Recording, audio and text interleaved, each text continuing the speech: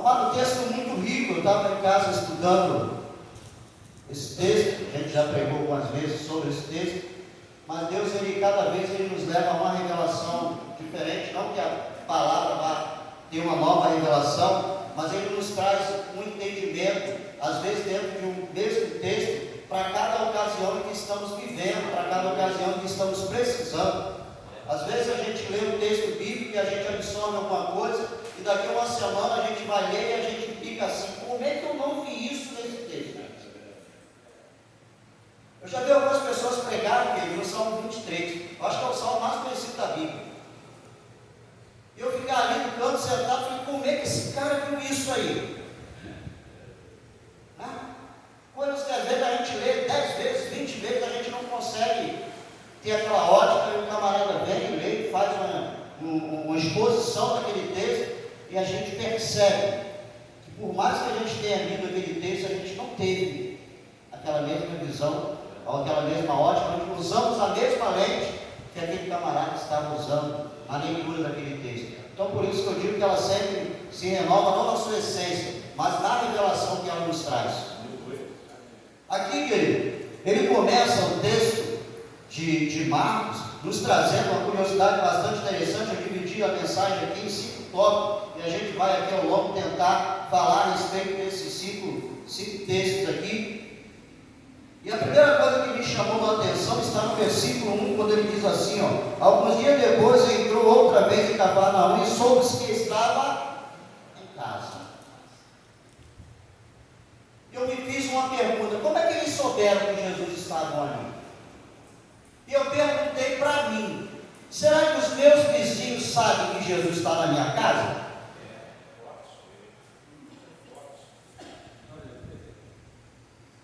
Será que os meus amigos sabem que Jesus está na minha casa? Porque diz o texto que souberam que Jesus estava na casa. Querido, coisa triste ser vizinho de crente, que quando você vai descobrir que o camarada é crente, já passaram assim, a pessoa se surpreende quando descobre que o seu vizinho é crente. Nós temos, querido, a responsabilidade que a sociedade perceba que Jesus está na nossa casa. Ninguém levou ninguém para aquela casa não, querido, o texto não diz isso não. Eles foram, eles souberam que Jesus estava lá, e eles foram para casa porque souberam, porque a presença de Jesus foi notória. A presença de Jesus foi tão forte naquele lugar que as pessoas em volta tomaram conhecimento dessa presença. Isso me deixou preocupado, porque eu comecei a pensar até onde a presença de Jesus na minha casa está chamando a atenção do meu vizinho. Até onde a presença de Jesus na minha vida está chamando a atenção de quem eu trabalho. Até onde a presença de Jesus na minha vida está chamando a atenção lá onde eu estudo. Até onde? Naquelas festinhas entre amigos, naquelas festinhas familiares. Até onde as pessoas estão percebendo a presença de Jesus na minha casa e na minha vida. O segundo tópico que me chamou a atenção nesse texto está no versículo 3. E vieram ter com ele trazendo um paralítico, trazido por 4. Quem eram esses 4 camaradas que traziam um paralítico? 4 amigos. E eu comecei a pensar: como é bom ter amigo, né? A importância do amigo. Tem gente que fala assim: eu não tenho amigo. Eu tenho. E se aquele paralítico não tivesse amigo, talvez estaria paralítico até hoje. E não estaria sendo relatado a história desse homem. Hoje nós não estaríamos falando desse homem. Mas esse camarada tinha 4 amigos. E esses 4 amigos, querido, que me chamam a atenção é que às vezes quando a gente fala de amigo, a gente pensa no interesse. Eu vou ser amigo do Jefferson, porque o Jefferson pode me proporcionar isso. Então é bom ficar perto, né? Eu vi um camarada uma vez falar assim: eu não preciso ter carro, eu não preciso ter sítio. A gente estava no sítio, por isso que ele falou isso. A gente estava no sítio lá em Mauá, né? A gente estava numa casa de um amigo lá, tinha chamado a gente, estava um grupozinho de amigos, mas lá não, perdão, lá em Magé. Lá em Magé, a gente estava no sítio de um amigo lá. Aí teve um outro colega que estava junto com a gente, aí ele falou assim: eu não preciso ter sítio, eu só preciso ter amigo que tenha um sítio. Sítio dá muita despesa. Cuidar de piscina, cuidar de animais, cortar grama. Eu não quero ter sítio, eu quero ter amigo que tenha sítio. Porque a hora que eu quiser ir para o sítio, eu vou para o sítio do meu amigo. Né? Então, assim, querido, às vezes a gente direciona, né, o que o amigo pode nos proporcionar. Então, por isso a gente escolhe ser amigo daquela pessoa. Mas a Bíblia vai dizer que há amigos que não são comuns. Em Provérbios 18, no versículo 24, ele diz assim, ó, que há amigos mais chegados que irmãos. Você tem esse amigo, querido? Será que você pode olhar no seu convívio, né? Seja no trabalho, seja em casa, seja na vizinhança, e ver que você tem um amigo que ele é mais chegado que o seu próprio irmão? E esses camaradas, amigos do paralítico, eles não estavam preocupados com o que o paralítico poderia lhe proporcionar. Mas o que incomodou esses 4 amigos é o que eles poderiam fazer para proporcionar bem-estar ao seu amigo. É o inverso. Eu não quero saber o que o meu amigo pode me proporcionar. O que me interessa é o que eu posso proporcionar ao meu amigo. E aqueles camaradas, eu acredito que antes eles devem ter conversado bastante entre eles. Né? Vamos chamar de Cláudio paralítico, a Bíblia não diz o nome, mas vamos chamar, me permita. Talvez eles estivessem lá, mas o Cláudio está um tempão nessa cama. Poxa, mas se a gente pudesse levar o Cláudio no médico para sarar o Cláudio, seria legal. Aí de repente eles escutam que Jesus estava na casa, ó. E alguém tem a ideia, ó, Jesus está na casa de fulano, ou está numa casa ali. Se a gente levasse o Cláudio lá, o Cláudio seria curado. Aí o outro fala assim, ó, mas eu não sei se ele ia curar o Cláudio. E eles chegam com vocês e falam, não, vamos levar o Cláudio. E eles pegam o Cláudio, querido, e levam até a casa, aonde disseram, aonde eles ouviram dizer que Jesus estava. Eles pegam aquele camarada, aquele paralítico que não tinha nada a oferecer, que eles nem tinham tanta certeza assim que ele seria curado, mas eram amigos. E eles não estavam interessados em nada que aquele paralítico pudesse lhe proporcionar. Mas eles estavam incomodados porque eles eram sãos, eles andavam, eles eram saudáveis, e eles poderiam fazer alguma coisa por aquele amigo. E isso incomodava. E a Bíblia nos diz, querido, que se o meu irmão precisa de alguma coisa, e eu tenho condições de ajudá-lo, e eu não ajudo, sabe o que eu estou fazendo? Pecando. Você está pensando que pecado é só adultério? Vai ver. Se você tem condições, querido, de ajudar o seu amigo, e você negligencia nisso, você não ajuda, deixa ele lá na prova, a Bíblia diz que você está pecando. E eu acredito que esses 4 camaradas não quiseram pecar. Glória a Deus, aleluia. Eles colocaram o propósito e o desejo, não, vamos ajudar o Cláudio. Vamos levar o Cláudio até lá. E o terceiro ponto, querido, que me chama a atenção aqui,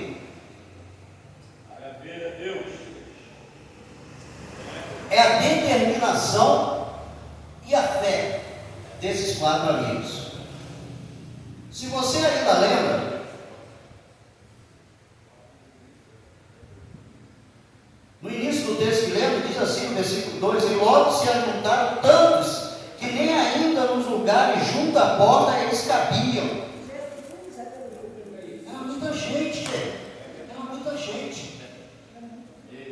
E eu comecei a pensar na história do Cláudio, e eu fiquei pensando assim, será que tinha um outro paralítico além desse? Será que alguém foi lá, que soube que Jesus estava lá e foram? Eu acredito que sim, querido. Só que quando chegaram lá, tinha muita gente, não dava para entrar, e talvez eles desistiram. perante a multidão que estava naquela casa. Não tinha como chegar. Imagina se você chega no culto aqui agora, está tão cheio que tem gente lá do outro lado da rua. E você fica sem condição de chegar até aqui. E você fica lá do outro lado olhando. Não é esses shows que tem por aí. Que às vezes a gente olha e aquela multidão, tem gente que fica a quase 1 quilômetro de distância tentando ver o artista lá, quem está lá cantando. De longe não consegue ver. E talvez, querido, muitas pessoas que precisassem de uma libertação, de uma cura, de algo daquele moço que estava lá naquela casa, que era Jesus, desistiram. Porque tinha muita gente. Não era fácil romper a multidão. Estava difícil chegar até lá. Mas esses moços, eles tinham um objetivo. Que era levar Cláudio até onde Jesus estava. E eles chegam agora e eles começam a olhar de longe e fica lá vendo que tem muita gente. Não dá, não tem como. Como é que eu vou lá? E dentre esses quatro, me permita conjecturar, talvez você tenha dito assim: rapaz, a gente se deu mal, não tem nem menor possibilidade de chegar lá, vamos voltar. Mas sempre tem um mais otimista, né? Vamos voltar lá, a gente já veio até aqui. Né? A gente já veio até aqui. Mas como é que a gente vai fazer? A gente com a cama aqui, ó, o Paulo está aqui na cama, paralítico, não tem como andar. Como é que a gente vai levar essa cama aqui até lá, passar por essas multidões todas aí, para a gente chegar até lá? Lembra da história do cego? Jesus, filho de Davi, tem misericórdia de mim. Sabe qual é o incentivo que ele ganha? Ó, cala a boca, tu está incomodando mais. Querido, quantas vezes a gente escuta isso? Ó, baixa a tua bola. Você não duvido que consiga. E nem adianta. Já conheço uma montão de gente aí, eu tentei mais talento, tentou, não conseguiu nada. Não arrumou nada. Você vai mudar de mim. Mas querido, entenda que o homem da casa é contigo. Entenda que o homem que está na casa é ele que vai fazer a diferença na tua vida. E aqueles homens, querido, eles têm a determinação e a fé.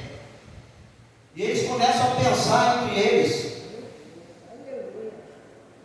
A gente vai ver uma história bastante interessante, que quando eu estava estudando esse texto me fez lembrar.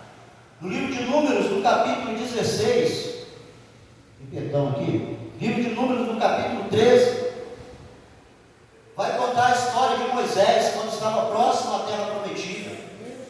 E ele separa 12 homens. Olha que interessante. Ele separa 12 camaradas. Deus fala para ele: ó, você separa os espias lá, manda eles irem lá, e eles vão lá e vão soldar tudo. Então Moisés chega, separa lá 12 lá e fala assim: ó, vocês vão lá, vocês vão ver como é que é lá, o que eles comem, se eles são fracos, se eles são fortes. Vai para o lado sul, vai para o lado norte, vê qual é o lado mais fácil lá para a gente invadir a cidade, como é que a gente vai fazer para entrar. E eles vão para lá, e eles ficam lá um tempo determinado lá naquela cidade. E eles fazem tudo aquilo que Moisés falou, eles vão por todos os lados. E quando eles chegam naquela cidade, eles ficam de longe olhando, eles ficam pasmos, eles veem caixas de uvas enormes, que um homem só não dá conta para carregar. Eles veem água cristalina, só coisa boa. É a cidade que manda leite e mel. Eles viram tudo isso. Só que passado o tempo, agora olha no relatório, aí o bicho pega. Eles voltam lá para Moisés, para dizer o que eles viram lá. Querido, e às vezes Deus mostra para a gente coisa tão bonita, os caras viram uvas, os caras viram um montão de coisa. Mas sabe o que os caras falaram para Moisés? Ó, a gente viu homens fortes, né? Lá está, os nossos inimigos estão lá, não existe a menor possibilidade de entrar naquela cidade. Cadê a fé? Cadê a persistência? Cadê a determinação do crente? Não tem como, não dá.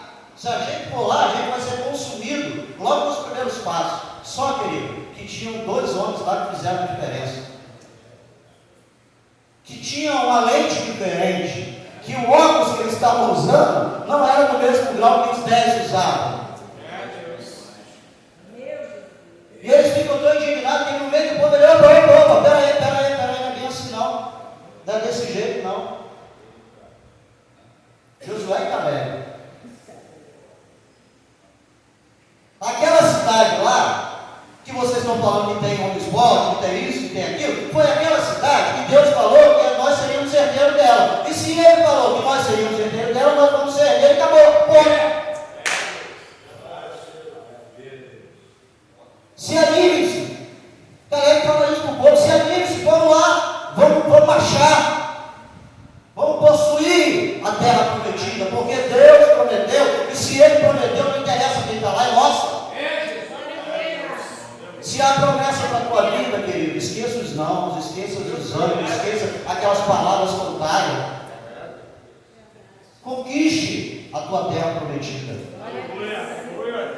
E aqueles moços agora com aquele homem lá, com o Cláudio lá, sem saber o que fazer, e alguém tem a ideia, romper a multidão não dá, mas eu sei de um jeito, a gente pode subir pela laje, a gente sobe no telhado, e a gente tira as telhas, e a gente desce o Cláudio lá na cama, no lugar que Jesus está. Estratégia, tem hora que tem que ter estratégia. Tem hora que não dá para ser bobo, não. Esse negócio que crente é bobo, isso é conversa com o diabo. Crente é inteligente, senão tu não seria crente. Porque só é crente quem é inteligente. Quem não é inteligente não é crente. Crente é coisa de gente muito inteligente mesmo. Se a NASA descobre a gente. Glória a Deus. Né? Coisa de gente muito inteligente. E aqueles caras têm a ideia de descobrir lá o telhado. E agora eu comecei a imaginar esses homens indo até aquele telhado. Olha o problema que eles poderiam dar arrumado. E eu comecei a pensar, se esses caras tinham uma telha na hora que está tirando, caiu na cabeça de Jesus. A possibilidade existia. Você está aqui embaixo, todo mundo esteirando. Você ficaria aqui? Se começar a estegar aqui, o pessoal, um montão de gente já ficou lá em cima, ó. Esteirando aqui, você ficaria embaixo? Eu fico. Tinha uma multidão, querido, na casa, Jesus estava lá embaixo. E eles começaram a tirar as telhas. E para caber uma cama, não vai ser uma ou duas, três telhas que vai tirar, não. Tem que tirar uma quantidade considerável de espaço, para que a cama pudesse descer. E eles abrem aquele espaço ali. E querido, a gente lê isso aqui, às vezes a gente não imagina a dificuldade. Tenta subir no telhado com alguém numa cama. Pensa nisso. Parece assim, que a gente fala assim, isso foi no telhado, a gente conta de um jeito assim alegre, nós estamos subindo lá com a cama, tal. Querido, pensa na dificuldade de subir em um segundo andar, numa telha, imagina isso aqui, né? Com poucos recursos, que eu acredito que na época não tinha escada magia, se tivesse uma escada magia era mole.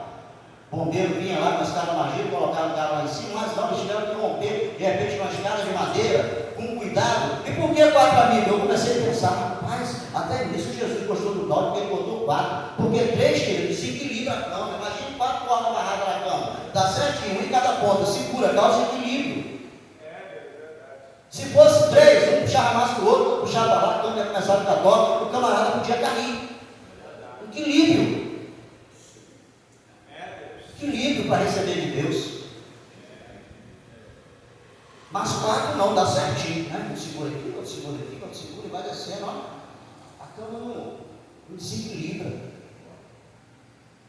E ela começou a descer. E quando ela começa a descer, Jesus olha para cima. Querer chamar a atenção de Jesus é sempre bom.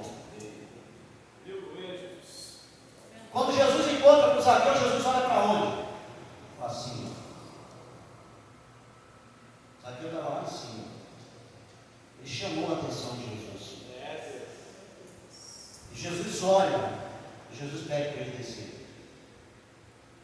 E aquele moço desce pelo telhado. Eu acredito que quando ele começou a descer, deve ter tido um montão de gente que fala assim, os malucos que eles estão fazendo. Deve ser assalto, estão querendo saquear a casa. Mas Jesus já sabia do que se tratava. Jesus já sabia o que aqueles camaradas queriam. Aqueles camaradas queriam que o Cláudio ficasse. Jesus sabia disso. E Jesus permite. Aleluia, Deus. Que eles desçam. Porque alguém poderia impedi-los ali. Imagina um cenário desse, virar a telha, esteirando a casa, descendo a cama, coisa de doido isso. Né? Não é normal o cara que faz um negócio desse. Alguém poderia lá impedir, mas não. Por permissão do moço que estava na casa, a cama desce até onde estava Jesus. E Jesus sabia o que aqueles 4 amigos queriam. Você faz ideia do que aqueles 4 amigos queriam com aquele moço na cama? Alguém pode arriscar dizer? O que eles queriam? Que Cláudio ficasse curado, que ele voltasse a andar. E tu acha que Jesus também não sabia disso? Mas Jesus, querido, e esse é o 4º ponto que eu quero te chamar a atenção. Jesus não está nem aí com a tua dor de cabeça. Parece doido isso, né? Jesus não está nem aí se tu tem câncer ou deixa de ter. Não chama de doido não, querido. Calma aí, eu quero que você vai entender isso aí. Nós já tem irmão dizendo assim, porque não é você. Né? Deixa eu sair um pouquinho aqui para eu te dar um testemunho rápido aqui, porque às vezes a gente está falando assim, e alguém pensa assim, caramba, esse cara está falando isso porque a vida dele deve ser uma maravilhosa. Já que eu dizia, ele conhece a minha vida. A minha esposa, ela sofre de transtorno bipolar. E volta e meia ela entra em crise. Né? Eu já vi algumas pessoas falando assim, ih, fulano é bipolar. Uma vez eu repreendi uma menina quando ela estava falando isso, chamando o outro de bipolar. Faça isso não, querido. Você não tem ideia do que é isso. Já ouviu alguém falar, ih, fulano é bipolar, né? Até as pessoas não brincam assim? Faz isso não. Minha esposa é diagnosticada com transtorno bipolar. E volta e meia ela entra em crise. E essa aqui sabe o que é? Ela perde a consciência, perde a mente. Não sabe quem sou eu, não sabe quem é o filho, não sabe quem é nada, não sabe aonde está, não tem condições nem de um banho, querido. Nem de um banho.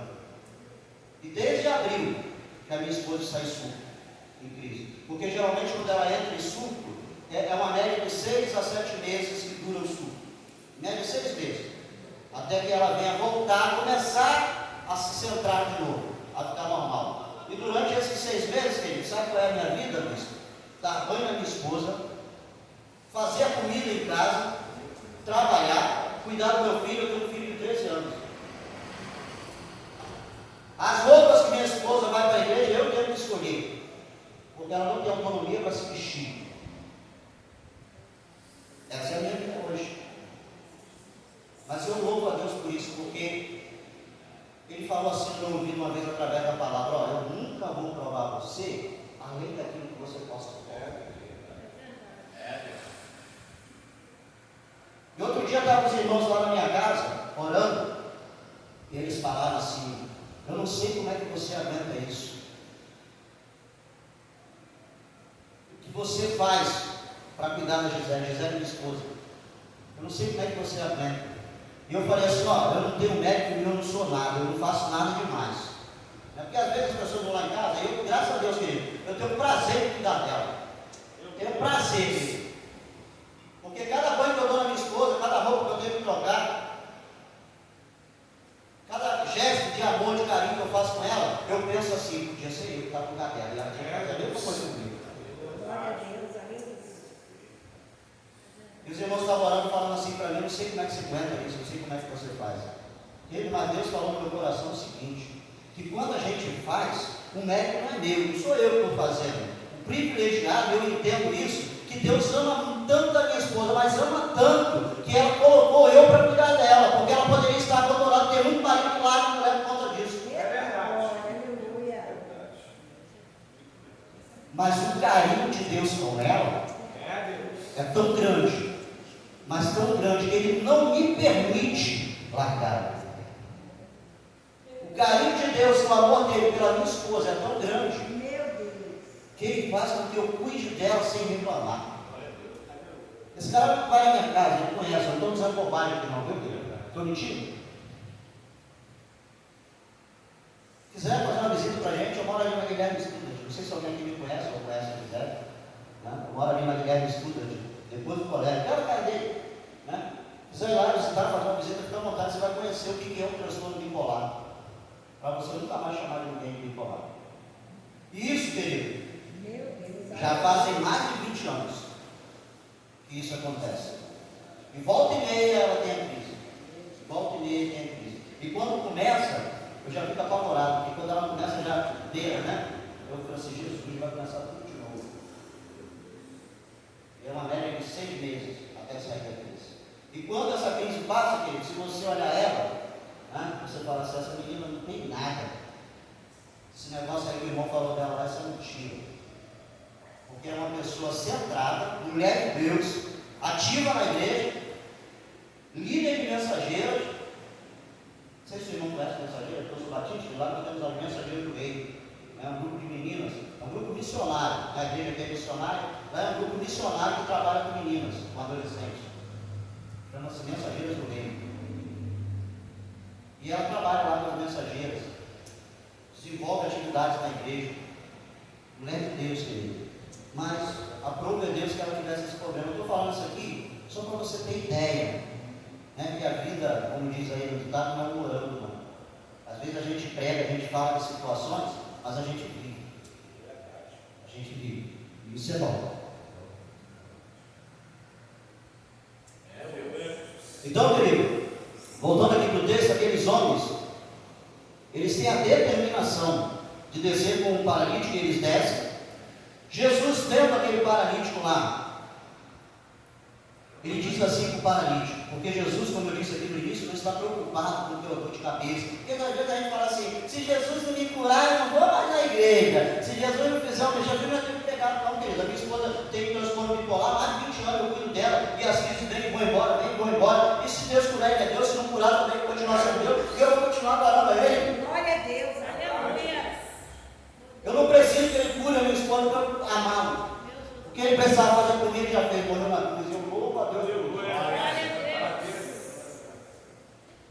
O maior milagre que Ele poderia fazer na minha vida, Ele já fez.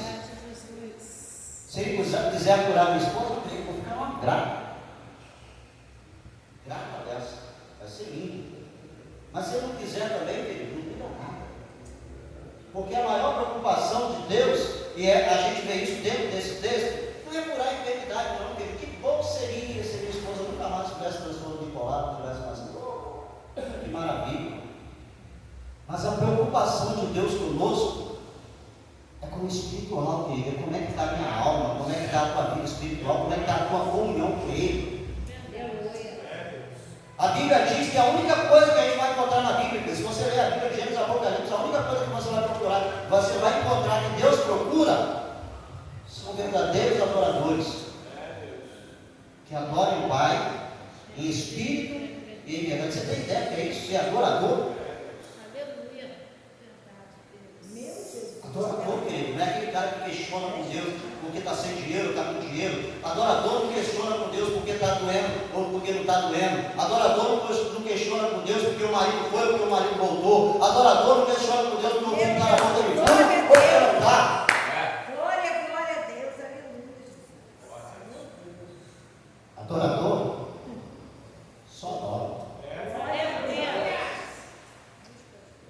E Jesus olha para aquele moço, embora ele soubesse que a intenção dos amigos era ver o Cláudio curado, Jesus simplesmente olha para o moço e diz assim: perdoados estão os teus pecados. Olha a preocupação de Jesus.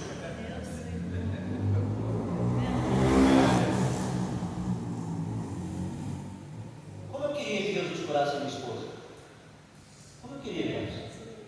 Mas a preocupação de Jesus é vê-la curada espiritualmente, é sarar os pecados dela. Jesus não está muito preocupado com esse negócio de fazer alguém colar, não sabe para ele, né?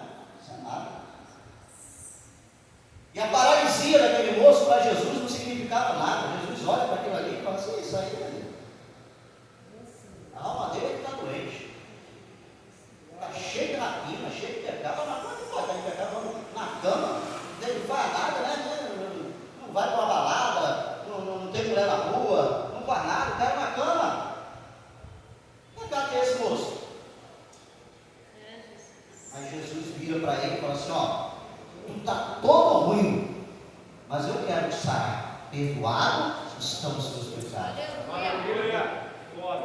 Porque Jesus só viu naquele homem o pecador. Só que às vezes, querido, curar a alma incomoda. Porque quando Jesus trata da alma daquele moço, o povo não gostou disso. O povo não gostou disso. Eles começaram: esse cara perdoado pecado, né? Esse cara perdoado pecado,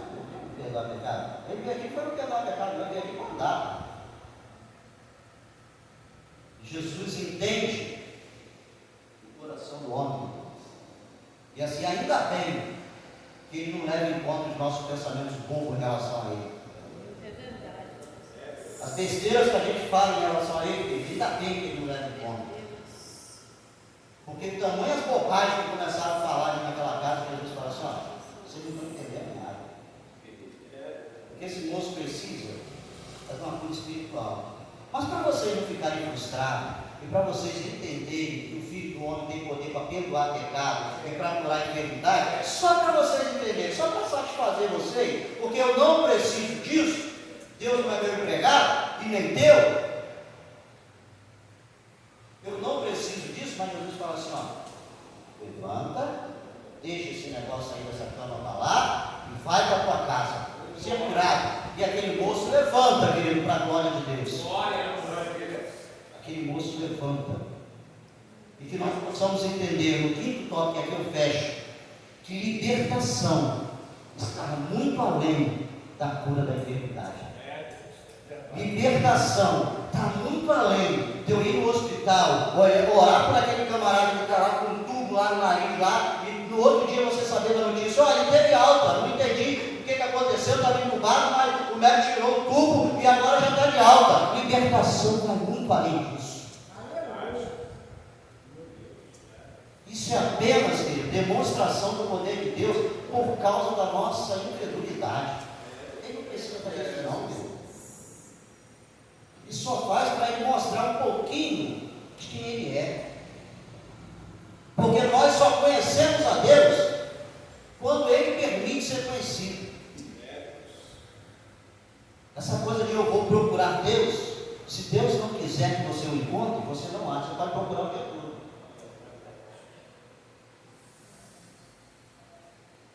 Às vezes a gente, fala assim: vou procurar Deus, tem que procurar mais a Deus. Tem nada, querido, é Deus que vai te procurar, e quando ele quiser se revelar a você, ele vai se revelar. Lembra lá do Éden, da história de Adão? Tem um texto lá em Gênesis lá que vai dizer assim: no cair da tarde, Adão ia lá onde Deus estava e conversava com Deus. Está escrito isso? Quem se revelava? Era Deus que se revelava. Deus que vinha, querido: ó, estou aqui, Adão, vamos bater um papo, senta aí. Como é que foi o teu dia hoje? O que você fez? Qual bicho aí que você botou o nome hoje? Foi Deus, era Ele que se revelava. Onde é que Deus estava? Por que Adão não ia lá na casa que Deus estava, lá no lugar que Deus estava? Lá? Por que de repente Adão, Deus está demorando hoje, essa hora já costuma estar aqui, eu vou lá ver o que aconteceu. Por que Adão não foi procurar Deus? Porque Deus só se mostra para quem Ele quer. Para quem Ele quer. Ele só se revela, por isso que eu digo que crente é coisa de gente muito inteligente. Deus se revela e você percebe Ele. A sua inteligência te permite entender Deus. Porque Ele se revela a nós. Então Ele se revelou àqueles homens através da cura física. Olha só, os pecados já tinham sido perdoados, ninguém entendeu nada. Ninguém entendeu nada. Quantos milagres, querido, Deus tem feito na nossa vida? Quantas libertações Deus tem feito na nossa vida? Tem nos curado espiritualmente, e às vezes a gente não entende nada, a gente está reclamando porque o dente está doendo, a gente está reclamando porque a dor de cabeça não passa, a gente está reclamando porque a coluna está doendo, mas Deus já nos libertou faz tempo.